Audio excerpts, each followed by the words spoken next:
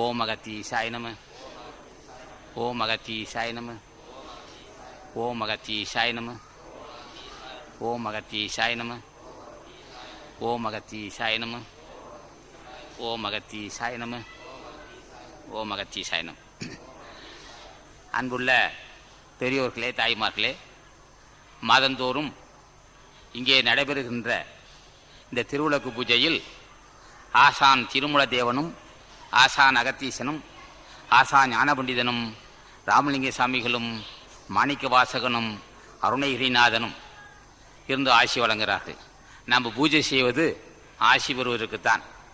வேறு இடத்திலெல்லாம் சில திருவிளக்கு பூஜை செய்வார்கள், தலைவனை அறிமுகப்படுத்த மாட்டார்கள். இந்த சங்கம் தலைவனை அறிந்த சங்கம். நாங்கள் ஆசான் அகத்தீசனை அறிந்திருக்கிறோம், நந்தீசனை அறிந்திருக்கிறோம், திருமூல தேவனை அறிந்திருக்கிறோம், ராமலிங்க சாமி அறிந்திருக்கிறோம். காரணம், தலைவனை அறியாமல் நாம் பூஜை செய்ய முடியாது. தலைவன் யாருன்னு தெரியணும்னுவா, தலைவன் யாருன்னு தெரிந்தால்தானே பூஜை செய்ய முடியும்.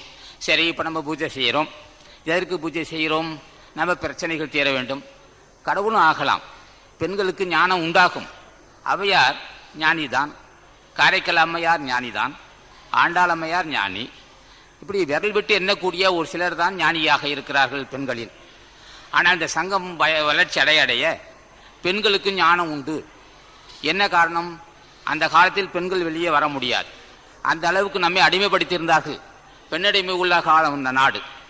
வெளியில் வந்து பேச முடியாது, திண்ணையில் உட்கார முடியாது, வாசலில் நின்றாலே ஏன் நிற்கிற என்று கேட்கக்கூடிய காலம் அந்த காலம். இப்போது பள்ளியில் செல்கிறார்கள், கல்லூரி செல்லுகிறார்கள், பட்டம் பெறுகிறார்கள், பல திட்டமும் முடிகிறார்கள். அந்த அளவுக்கு இந்த காலம் நிலை உயர்ந்திருக்கு.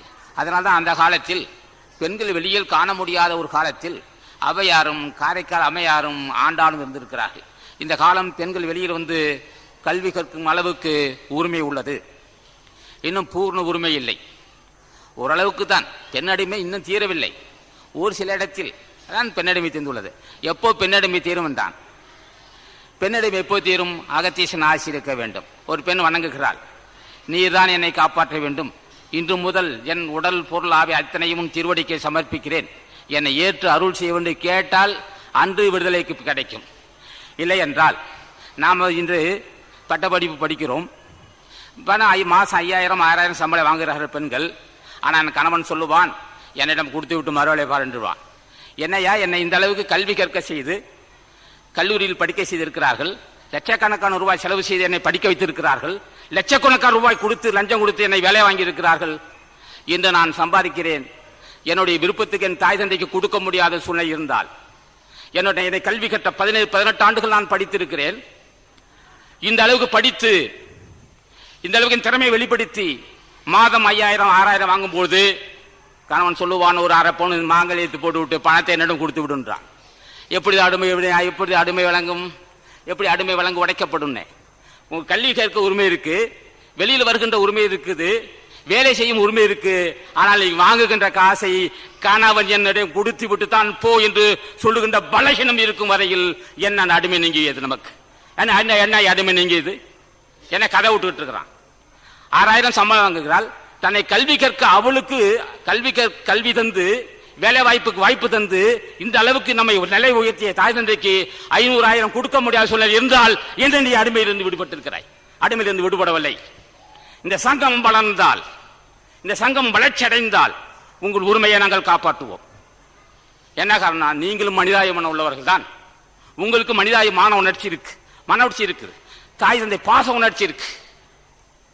தாய் தந்தை பாச உணர்ச்சி இருந்தாலும் கணவன் சொல்லுவான், என் பணத்தை கொடுத்து விட்டு மாதிரி பாருன்னுவான்.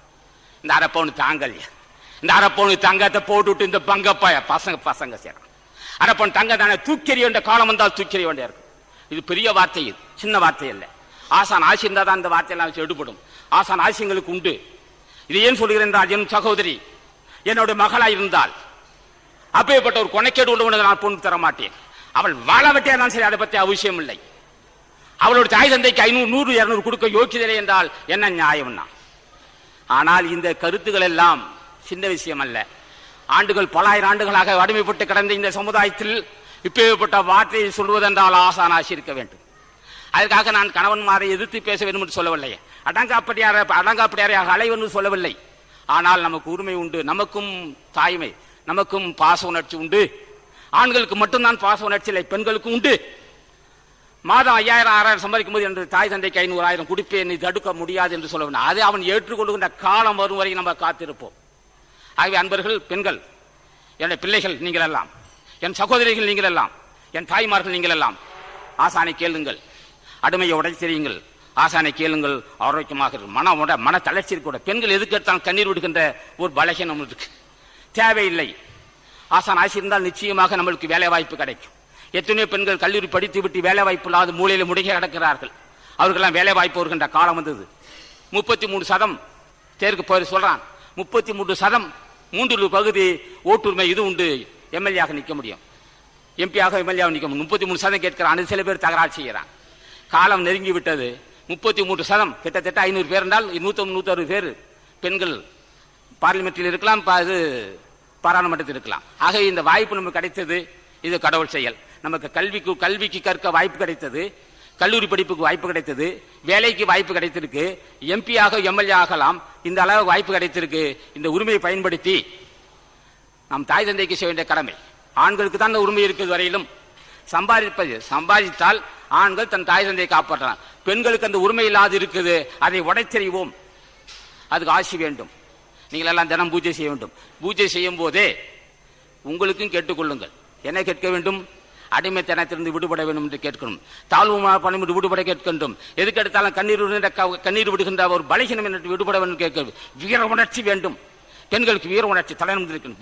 வீர உணர்ச்சி தான் பண்போடு வாழுகின்ற வாய்ப்பு. ஆகவே நீங்கள் எல்லாம் தின அகத்தீஸ்வரன் பூஜை செய்து பண்புள்ள புத்திர பாக்கி அமைய வேண்டும், தக்க கணவன் அமைய வேண்டும். தகுதியுள்ள கணவனாக இருந்தால் தான் எதையும் செய்ய முடியும். ஆகவே ஆசானை கேட்க வேண்டும். திருமணாகாத பெண்கள் தினம் பூஜை செய்துவிட்டு தகுதியுள்ள கணவனாக அமைய வேண்டும் கேட்க வேண்டும், பண்புள்ள புத்திராபாக்கி அமைய வேண்டும் கேட்க வேண்டும், அஞ்சாத நெஞ்ச வேண்டும் என்று கேட்க வேண்டும். எங்க பிள்ளைகள்லாம் கல்வி ஒரு நிலை உயர வேண்டும் கேட்க வேண்டும், தக்க உத்தியோகம் அமைய வேண்டும் கேட்க வேண்டும், தாழ்வில்லா நெஞ்சம் அமைய வேண்டும் கேட்க வேண்டும். ஆகவே நீங்கள் எல்லாம் தின அகத்தீஸ்வரன் பூஜை செய்து ஒரே ஒரு முறை காலையில் ஓம் அகத்தீசாய நம என்று சொன்னால் போதும். அந்த 12 முறை சொல்லுகின்ற அந்த மந்திரம் அது உங்கள் வாழ்க்கையை உயர்த்தும், உங்களுக்கு செல்வநிலை பெருக்க செய்யும், அஞ்சா நெஞ்சத்தை உண்டு பண்ணும். ஆகவே நீங்கள் எல்லாம் தினமும் இந்த தீட்டு முதல் பல சொல்லியிருக்கிறேன். இந்த தீட்டுல ஏமாத்து வேலை சொல்லியிருக்கிறோம். அது பார்த்தா தீட்டு, இது தொட்டா தீட்டுன்னு சொல்லிட்டு இருப்பான், கதை விட்டுட்டு இருப்பான். அதை நம்பக்கூடாது. நம்ம பெண்கள், நம்ம சங்கத்தை சேர்ந்தவர்கள் அதுக்கெல்லாம் மன இடம் கொடுக்கக்கூடாது. ஆகவே நீங்கள் எல்லாம் தின அகத்தீஸ்வரன் பூஜை செய்து அறியாமை நீங்க வேண்டும். இப்போ என்ன செய்கிறார்கள்? சில பேர் பெண்கள் வருகிறார்கள் என்று அங்கே செய்வனை செய்து விட்டான், நீங்க தானே காப்பாற்றணும். என்னையா எவன் மனுஷன் தானே அவன், என்ன கடவுளாவன், அவன் செய்யற, அவன் நம்மளும் மனுஷன் அவனும் மனுஷன், நம்மளுக்கு எப்படி செய்வனை செய்ய முடியும்? செய்வனை நம்பாதியே, தீட்டு என்று சொல்வதை நம்பாதியே. நாம் கோயிலுக்கு சென்றால் எங்கே செல்கிறோமோ அங்கே கோயில் சென்றால் அங்கே உயிர்வதை ஆடு கோழி அறுக்கின்ற இடத்தில் செல்லாதீர். அங்கே வெறும் பாவம் நடக்கும். அந்த பாவச்செயல் நம்மளுக்கு வேண்டாம், அதெல்லாம் கும்பிட வேண்டாம்னு சொல்லி நம்ம நிலை உயர வேண்டும் என்றால், நம்ம பிள்ளைகள் நல்லபடி இருக்க வேண்டும் என்றால், நெஞ்சத்தில் அஞ்சா நெஞ்சம் இருக்க வேண்டும் என்றால், எதையும் கண்டு அஞ்சா நெஞ்சம் வீர உணர்ச்சி தான். எதுக்கும் தளர்ச்சியடையா நெஞ்ச வேண்டும் என்றால் தினமும் காலையில் ஓம் அகத்தி சாயனம் ஓம் அகத்தி 12 முறை நாமும் சொல்ல வேண்டும். பிள்ளைகளுக்கும் சொல்ல செய்ய வேண்டும். பிள்ளைகளும் சொல்ல வேண்டும், நாமும் சொல்ல வேண்டும். குடும்பத்தில் அமைதி இருக்கும், குடும்பத்தில் செல்வநிலை பெருகும், சொந்த வீடு அமையும், தளர்ச்சியில்லா வாழ்வு அமையும், எப்போதும் சிறந்த அறிவாற்றல் உண்டாகும், மூலதனத்தில் நம்ம மூழ்க மாட்டோம் சொல்லி தினமும் இப்படி சேர்ந்து இந்த பூஜையில் கலந்து கொண்ட பெண்களுக்கு ஆசான் அகத்தீசன் ஆசியும், ஆசான் திருமூல தேவன் ஆசியும், அருணிகநாதன் ஆசியும், புஜண்ட மகரிஷ் ஆசியும், இவர்கள் ஆசி உங்களுக்கு இருக்குன்னு சொல்லி இந்த இப்போ கலந்து கொண்ட பெண்களுக்கும் இனிமேல் கலந்து கொள்கின்ற பெண்களுக்கும் ஞானிகள் ஆசி இருக்குன்னு சொல்லி உங்களை எல்லாம் மனமாற வாழ்த்தி இந்த பூஜையில் கலந்து கொண்ட ஞானிகளுக்கு, பூஜையில் கலந்து கொள்கின்ற பெண்களுக்கு ஆசி ஒன்று சொல்லி முடிக்கிறேன். வணக்கம்.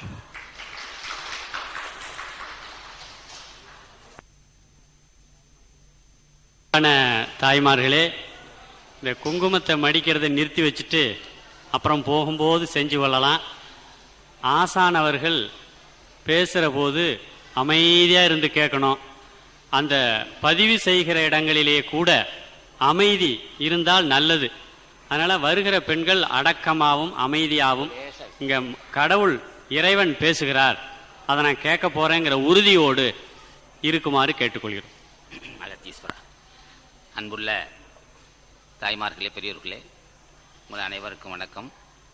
இங்கே நடைபெறுகின்ற இது 2வது முதல் 150 பெண்கள் ஆசான் அகத்தீசன் ஆசி பெறுவதற்காகவும், திருமூல தேவன் ஆசி பெறுவதற்காகவும், நந்தீசன் ஆசி பெறுவதற்காகவும் பூஜை செய்திருக்கிறார்கள்.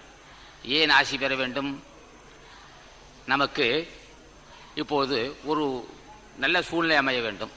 இப்போ திருமணம் நடக்குது. இப்போ நாம் பேப்பரில் செய்தி, தினத்தாளியில் செய்தியை பார்க்கிறோம். வரதட்சணை கொண்டு வா என்று சொல்லி மாமியார், மாமனார், கணவன் இதெல்லாம் சேர்ந்து தீ வைத்து கொளுத்தி விடுகிறார்கள். பேப்பரில் செய்தி வருது. என்ன காரணம்? வரதட்சணை கொடுமைங்கிறான். சரி, அந்த அம்மையாருக்கு அந்த பெண்ணை கீழ் அழைத்து, உனக்கு யாரம்மா தொந்தரவு தருகிறார்கள்? மாமனார் தருகிறாரா, அல்லது கணவன் தருகிறாரா, அல்லது மாமியார் தருகிறான்னு கேட்டால் மாமியார் தொந்தர் தான் தாசிந்தி. உன்னை போல் தானே அவளும் பெண், உன்னை போல் ஒரு பெண். மகளுக்கு ஒரு சட்டம், மருமகளுக்கு ஒரு சட்டமா? என்ன நியாயம்? அப்போ அந்த கொடுமை அதிகமாக செய்வது, அந்த பெண்ணுக்கு தீ வைத்து கொள்ளுகின்ற அளவுக்கு கொடுமை நடப்பது மாமனாரா, மாமியாரா, கணவரானா? மாமியார் தான். அடே பாவம், அவளும் பெண்ணினம், அவளுக்கு மகள் இருக்கிறாள். ஆக மருமவளை வரதட்சணை கொண்டு வா என்று கேட்கிறார். ஒன்று வறுமை தீர்த்துக் கொள்வதற்கா? நம்மளை திருமணம் செய்தது, நம்ம ஒரு வீட்டில் பெண் எடுப்பது மகன் வாழ்வதற்கு தான். அவங்க வீட்டில் இருக்க சொத்தெல்லாம் அவர் அது கொண்டு அவங்க வீட்டில் இருக்க மூலதனத்தெல்லாம் சொத்தெல்லாம் கொண்டு வருவதற்கல்ல. இப்படி ஒரு கொடுமை நடக்குது. அதிகமாக கொடுமை செய்வது மாமியார் தான். இது ஏற்றுக்கொள்ள முடியவில்லை என்னால். ஒன்று மாமனார் செய்யட்டும் ஐயா, அவன் ஆண் மகன், உணர்ச்சி இல்லாதவனா இருக்கலாம். அதை கணவன் செய்யட்டும் ஐயா, அவன் காட்டு மராட்டி பயில இருப்பான். மனைவி அடிக்கிறவனை நான் பார்த்தே சொல்லுவேன், காட்டு மராட்டி பயிலுவேன். என்ன காரணம்னா, அவ தானே உன்னை நம்பிதான் நான் வந்திருக்கிறா, அவன் எதுக்கத்தான் கண்ணீர் விடுக்கிறா, அவனை போய் அடிக்கிறான் அவன். அதை நாங்கள் ஏற்றுக்கொள்ளாம காட்டு மராட்டி பயின்றோம். எடுத்த உடனே மனைவி அடிக்கிறோன்னு சொன்னா காட்டு மராட்டி பயிரா போடான்றோம். யாழ் போய் துணிச்சலுங்க, நான் ஆசான் ஆசைப்பட்டவன்டா நான். உன் மனைவி கொடுமை செய்யற உன்னை பார்த்து காட்டு மராட்டி பையன் சொல்லிக்கொண்டு ஒரே ஒரு ஆசான் ஓங்காரக்குடியில் ஆசான் தான், உன்னை காட்டு மராட்டி பயிரான்றோம். உனக்கு வாழதான் பொண்ணை வந்து அடிச்சு கொடுமைப்படுத்து அவனை கூப்பிட்டான். அவன் என்ன செஞ்சான்? ஒரு கதையெழுத்து 3னா மனைவி தான் இருக்கு. இது என்ன நடக்க போகுதுன்னு கேட்டான். இடுப்பில் வந்து பெல்ட் கட்டியிருந்தான். பெல்ட் கட்டிவிட்டு அடிக்கிறான் அவனை. அப்படியே மாட்டு அடிக்கிற மாதிரி அடிக்கிறான். அடிச்சுட்டு வெளியில் இருக்கவன் கேட்குறான், ஏன் அப்படி கொடுமைப்படுத்தான்? ஏன் மனைவி நான் அடிக்கிறேன்னா? ஏன்டா உரிமை, எருமை மாட்டு பையில உனக்கு அவன்டா உரிமை கொடுத்தான்? மனைவி வீட்டில் அடிச்சு கொடுமைப்படுத்துறதுக்கு உடனே அவன்டா உரிமை கொடுத்தான்? போலீஸை சொல்லி பாரு, ஏன் மனைவி அடிக்கிறேன்னு கையை ஒடிச்சிருவான். அவன்கிட்ட சொல்ல மாட்டான். போலீஸ்காரன் வந்து அவன் சொல்ல மாட்டான். போலீஸ்காரன் வந்து ஏன் மனைவி அடிச்சுன்னு கேட்டான். ஏங்க ஏன் மனைவி அடிச்சு அவன் ஏடா கேட்டான், பல்ல உடச்சிருவான். ஆக நீ என்ன புரிந்து கொள்ள வேண்டும்? நம்மகிட்ட ஆற்றல் கிடையாது, அருள் பலம் இல்லை, புண்ணிய பலம் இல்லாதனால்தான் மாமியார் கொடுமை செய்கிறாள், கணவன் கொடுமை செய்கிறான், நாத்தனார் கொடுமை, பல்வேறு பிரச்சனை தாங்க முடியாமல் தற்கொலை. அப்படியே மன வலிமை இருந்தாலும் மனம் எல்லாம் சேர்ந்து நிறுத்தி வைத்து கொடுத்துறான், வரதட்சணை கொண்டு வா என்று. இதுக்கெல்லாம் அடிப்படை காரணம் புரிந்து கொள்ள வேண்டும். நம்மிடம் அருள் பலம் இருந்தால் மாமியார் தலை வணங்குவாள். நம்மிடம் ஆசான் அகத்தீசன் ஆசி இருந்தால் மாமனார் தலை வணங்குவான். தலை வணங்க வேண்டிய அவசியம் இல்லை, மதித்தால் போதும். அட மனைவியை மதித்தால் போதும், அடிக்க மதித்தாலே நான் பெரும் புண்ணியம் நினைக்கிறேன். போதும். என்ன நினைக்கிறான்? பொண்ணு நயமாக பேசுகிறான். திருமணம் செய்தவர் திருமணத்துக்கே 2 லட்சம் 3 லட்சம் பணம் தேவைப்படுகிறது. பிறகு அவன் அது கொண்டு வா, இது கொண்டு வா, பெட்டில் இது கட்டில் வேணுங்கிறான், பீரோனுங்கிறான், புல்லட் வேணுங்கிறான், பல்லட் வேணுங்கிறான். இதெல்லாம் என்னடான்னா, திருமணம் செய்தவனே எல்லா வறுமையும் நம்ம தீர்த்துன்னு நினைக்கிறான். அப்போ என்ன அடிப்படை? நமக்கு ஆசி வேண்டும். இப்போது அகத்தீசனை வணங்குறோம். நம்ம அகத்தீசனை வணங்கும் போது அவர் தெரிய ஆசானுக்கு இவன் பார்ப்பான். ஆசான் அகத்தீசரை பார்க்கிறார். கொடுமை நிறைந்த மாமியாளாக இருக்கிறாளே கேட்கணும். அவன் தெரியாது. ஆரம்பத்தை பசு போன்று இருப்பாள், ரொம்ப அன்பா பேசுவாள். திருமணம் ஆகி ஒரு 6 மாசத்துக்கு பிறகுதான் அவளுடைய வேலையை காட்ட ஆரம்பிச்சுவாள். காரணம், யாரிடம் காட்டுவாள்? அகத்தீசனை பூஜை செய்தால் காட்டுவாள? அகத்தீசன் பூஜை செய்தால் இந்த வன்பு நடக்குமா? ஆற்றல் வரும் நமக்கு. மிகப்பெரிய ஆற்றல் பொருந்திய ஆசான் அகத்தீசர். ஓம் அகத்தீசாய நம்ம என்று 12 முறை சொன்னால் போதும், எல்லாம் ஆட்டம் கண்டுடும். ஆற்றல் வந்து இருக்கு நமக்கு. நம்ம அஞ்ச வேண்டிய அவசியம் இல்லை. யார் நம்ம வச்சு என்ன செய்வா, எல்லாம் வரதட்சணை கொண்டு வந்து நெருப்போட்டு கொளுத்துறான் இல்லையா, கொளுத்த முடியுமான்னு கையை ஒடிச்சிடுவான். நம்ம பாதுகாப்பு வந்துடும். ஆசான் ஆசி இருந்தால் நம்ம ஒன்றும் செய்ய முடியாது. கண்ணீரே வேண்டிய அவசியம் இல்லை. பெண்கள் எடுத்தாலும் கண்ணீர் விடுங்கிற அவசியம் தேவையில்லை. அது அந்த காலமாக இருக்கலாம். ஒப்பாரி வைக்கிறதே இப்படி கேவலமாக நினைக்கிறான். அந்த காலத்தை என்ன செய்வான்? ஒரு இலை வீட்டில் போனோடனே எல்லாம் சேர்ந்து ஒப்பரை வைப்பான். இப்போ படித்த பெண்கள் நாகரிகம் அதை செய்யலைங்கிறாள். நானே ஏற்றுக்கொள்ள மாட்டேன். செத்து போச்சு இல்லையா, தூக்கி எஞ்சிட்டு போவோம். அதுக்கு என்னத்துக்கு ஒப்பாரி வச்சுக்கிறேன்? பெண்கள் கூடி ஒரு பெரிய காரியத்தில் இளவு ஒரு இடத்துல ஒரு இளவு நடந்தால், பெரிய காரியம் நடந்தால் பெண்கள் அழுவதே குற்றம் நினைக்கிறவன். சரி, அசிங்கம். சரி, அது போகிறான், விசாரிக்கிறோம், வந்துடுறான். உட்காந்து விட்டு ஒரு குடும்பம் கொஞ்சம் அழுவுறது அது பழைய காலத்து வேலை, கல்வியறிவு இல்லாத மக்கள் செய்கிற வேலை. இந்த காலத்தை அது செய்யறதை ஏற்றுக்கொள்ள முடியாது. ஆக நாம் என்ன செய்யணும்? நமக்கு சிறப்பறிவு வேண்டும், நெஞ்சத்தில் உறுதி இருக்க வேண்டும். எதுக்கெடுத்தாலும் கோழைத்தனமாக அழுவது குற்றம். எல்லாவற்றுக்கும் ஆசான் ஆசி இருக்க வேண்டும். நாம் என்ன செய்யணும்? தினமும் ஓம் அகத்தீசாய நமன் சொல்லி எதையும் புரிந்து கொள்கின்ற அறிவு வேண்டும் என்று கேட்க வேண்டும். ஓம் அகத்தீசாய் என்று சொல்லி பொல்லாத வறுமை இல்லாத இருக்க வேண்டும் கேட்டுக்கொள்ள வேண்டும். தளர்ச்சி இல்லாத வாழ்க்கை வேண்டும். அஞ்சாத நெஞ்ச வேண்டும். ஆகவே எல்லா நன்மையும் பெறலாம். யார் ஆசி இருந்தால் ஒன்று நீங்களெல்லாம் சேர வேண்டும். சனிக்கிழமை ஆளுக்கு அரைப்படி அரிசி போட்டு இட்லி தயாரிக்கலாம், அல்லது சாதம் தயாரிக்கலாம். இட்லி தயாரித்து அடிவாரத்தில் போய் ஒரு 10 பேருக்கு சாப்பாடு போடலாம். 4-5 பெண்கள் சேர்ந்து வீட்டில் தயாரித்து ஒரு 10 ஏழைகள் சாப்பாடு போட்டால் புண்ணிய பலம் கிடைக்கும். தினமும் அகத்தீசனை பூச்சி செஞ்சால் அருள் பலம் கிடைக்கும். அருள் பலம் புண்ணிய பலம் உள்ளவனுக்கு இந்த உலகம் வணங்க தான் செய்யும். ஏன்னா யாரை வணங்குவோன்னா பாவியை வணங்குறதுக்கு வாய்ப்பில்லை. புண்ணியவானை வணங்குவார்கள், நியாயம்தான். இப்போ நம்ம தினம் பூஜை செஞ்சால் இந்த ஜோசியரான்னு போக மாட்டோம். இந்த காய் ஊட்டி போட்டுக்கிட்டு இருப்பான், அருள்வாக்கு சொல்லுவான். இந்த காய் ஊட்டி வர இந்த உடுக்கடிக்கிற பையங்க, இந்த உடுக்கடிக்கிற பசங்க இந்த ஒரு அருள்வாக்கு சொல்கிற பசங்கள்லாம் நம்மளை ஏமாற்ற முடியாது. நம்ம போகவே வேண்டிய அவசியம் இல்லை. என்ன காரணம்? ஆசான் ஆசி இருப்பதனால நமக்கு துன்பம் வந்துச்சு ஆசான்கிட்ட சொல்லுவோம், ஆசானை தீர்த்து வைப்பார். நாம் போய் ஜோசியராட்ட வைக்கக்கூடாது. ஜோசியரான் செய்வான், இப்போ உனக்கு ராகு சாந்தி செய்கிறேன். இப்போ ராகு ஒரு கோயில் இருப்பான், ஏதாவது ஒரு சாமியார் வருவான், யாரோ ஒரு பெண்ணோ ஆனால் வருவா. இப்போ ராகு சாந்தி செய்கிறானா, ராகு இருக்கு மேலே, ராகு எங்கே இருக்குன்னே தெரியாது. ராகு பூஜை கேது பூஜைன்னு கதை விட்டுக்கிட்டு இருப்பான். இந்த பேச்சே நமக்கு தேவையில்லை. இதெல்லாம் மூடத்தனம், பகுத்தறிவில்லாத செயல். ஆக நாம் என்ன செய்யணும்? நமக்கு சிறப்பறிவு வேணும் என்றால் இது போன்ற பூஜை நம்ம கலந்து கொள்ளக்கூடாது.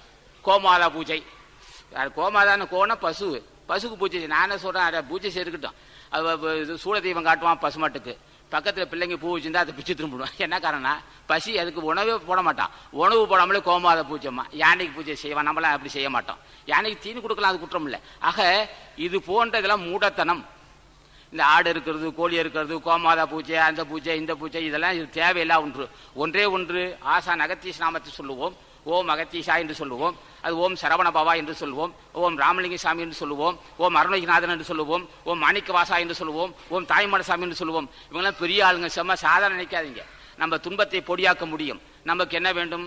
திருமணம் ஆகாத பெண்களுக்கு பண்புள்ள கணவன் அமைய வேண்டும். பண்புள்ள கணவன்னா புரிந்துக்கணும். அது நம்மளை பார்த்து அனுசரித்து நடப்பதான் பண்புள்ளவன். குடிப்பழக்கம் இல்லாத கணவனாக இருக்க வேண்டும், அது ஆசானாசி இருக்கணும். ஆக நல்ல பண்புள்ள கணவன் அமைய வேண்டும். அமைந்த கணவன் உடல் ஜடமாக இரும்பு பூண்டு இருக்க வேண்டும். நோய் சூழ்ந்தவுடனே என்ன ஆகும்? குடும்பமாகுது. கணவனுக்கு நோய் சூழ்ந்தாலும் குடும்பம் இல்லை, மனைவிக்கு நோய் சூழ்ந்தாலும் குடும்பம் இல்லை. குடும்பத்துக்கு தேவை உடல் ஆரோக்கியம், இரும்பு போன்ற உடம்பு இருக்க வேண்டும், அஞ்சா நெஞ்சம் இருக்க வேண்டும், வறுமையில்லா வாழ்வு வேண்டும், எதையும் ஆழ்ந்து சிந்திக்க சிறப்பறி இருக்க வேண்டும், மூடதளத்தில் மூடாக இருக்க வேண்டும். எல்லா நன்மையும் பெற வேண்டும் என்றால் ஓம் அகத்தீசாய நம என்று நாம் ஒரு 12 முறை சொல்லிவிட்டு பிள்ளைகளை சொல்ல செய்து கணவன் சொல்ல அவர்கள் சொல்வார். ஆக ஒரு குடும்பத்தில் அமைதி வேண்டும், செல்வம் வேண்டும், நல்ல உடல் ஆரோக்கியம் வேண்டும், நிம்மதி வேண்டும் என்றால் ஆசான் அகத்தீசனை தினம் பூஜை செய்து நீங்களாம் முன்னேறுவன்னு சொல்லி 150 பெண்கள் திருவிளக்கு பூஜை செய்து ஆசி பெற்றிருக்கிறார்கள். இப்போது 150 பெண்கள். ஆகவே வருகின்ற இப்போ மறுபடியும் திருவிளக்கு பூஜைக்கு பெண்கள் காத்திருக்கிறார்கள். உங்களுக்கெல்லாம் ஞானிகள் ஆசி இருக்கணும்னு சொல்லி, எதையும் துன்பத்தை கண்டு அஞ்சா நஞ்சமும் ஞானிகள் ஆசி இருக்கணும்னு சொல்லி முடிக்கிறேன். வணக்கம். அடுத்த போங்க. அது அன்புள்ள பெரியோர்களே, தாய்மார்களே, இந்த சங்கம் இந்த ஊரில் அமைந்ததே ஞானிகள் ஆட்சி தான். மாதந்தோறும் பௌர்ணமி பூஜை ஒன்று ஏற்படுத்தி அதில் பெண்களும் திருவிளக்கு பூஜை செய்து ஆசி பெற்றுக்கொள்ள வேண்டும் என்ற பெற்றுக்கொண்டு நந்தீஸ்வரர் அவர்கள் சோடி மூலம் வைத்திருக்கிறார்கள். இங்கே தினமும் அன்னதானம் காலையில் ஒரு 150 பிள்ளைகளுக்கு சாப்பிடுகிறார்கள் அன்னதானம். இரண்டாவது வயதானவர்கள் ஒரு 20 பேர்கள், 60, 70, 75 பெண்கள், ஆண்கள், வயதானவர்கள் வருகிறார்கள். ஏன் ஐயா உங்களுக்கு என்ன குறை? உங்களுக்கு எதாவது வீட்டில் யாரும் இல்லையா? அனாதியா என்று கேட்டோம். நாங்கள் அனாதி இல்லையா, எங்களிடம் பையன் இருக்கிறான், வீட்டில் என்ன யாரும் கவனிக்கவில்லை. இவ்வளோ பெரிய வீட்டில் தினம் ஒருபடி 1.5 படி போட்டு வடிக்கிற வீட்டில் உன்னுடைய மருமகள் அந்த அளவுக்கு ஒரு கஞ்சியாவது கொடுக்கலாமல்லவான்னு கேட்டோம். எங்கள் மருமகள் என்ன கவனிக்கலைன்னா, அட பாவமே, அந்த வயதான கிழவிக்கும் கிழவனுக்கும் ஆக்கிற சோறில் அவர் கஞ்சி வேற ஒன்றும் இல்லை. நீங்கள் நல்லபடி நெய் ஊற்றி நெய் பால் பருப்பு போட வேண்டியதில்லை. ஆக்கிற உணவில் அந்த அவளை சோறு போடலாம். நீ என்ன நினைத்து போடணும்? அந்த மாமன் மாமி வீட்டில் இருந்தால் அவர்களுக்கு வேறு கதி இல்லை, அவருக்கு வேறு விதி இல்லை. அவர்களுக்கு நீங்கள் தர்மமாக செய்கிறீர்கள். வீட்டில் வயதானவர்கள் மாமன் மாமி இருக்கலாம், வயதானவர்கள் அவரை எங்கேயும் செல்ல முடியாது. அவர்கள் காலையில் இங்கே கவனிக்க வேண்டும். காலையில் இங்கே வரும்போது வயதானவர்கள் கிளவி வயசு 70, 75 வல்லவர்கள் 10, 20 பேர் வருகிறார்கள். வீட்டில் வசதி இருக்குது, எல்லாமே இருக்கா, மகன் இருக்கான், மருமகள் இருக்கா, எல்லாம் இருந்தால் எங்களை கவனிக்கலன்னா நாம் என்ன கவனிக்கணும்? அப்போ பார்க்குறோம், நீ அவர் மாமன் மாமின்னு பார்க்காதையா, உன் பிள்ளைகளா பாரு. உன் மாமன் மாமி ஒரு பிள்ளைகளா பார். நீ என்ன செய்ய வேண்டும்? கடவுளுக்கு செய்யக்கூடிய தொண்டாக நினைத்து செய், அது உன்னை காப்பாற்றும். இப்போ என்ன இதனால அவர்கள் இப்படி பேசி இப்படி பேச உண்மைதான். வயதானவர்களுக்கு நாம் செய்யும்போது மாமன் மாமின்னு பார்க்காத உன் பிள்ளைகளா பார், கடவுளுக்கு செய்கிற தொண்டா செய்.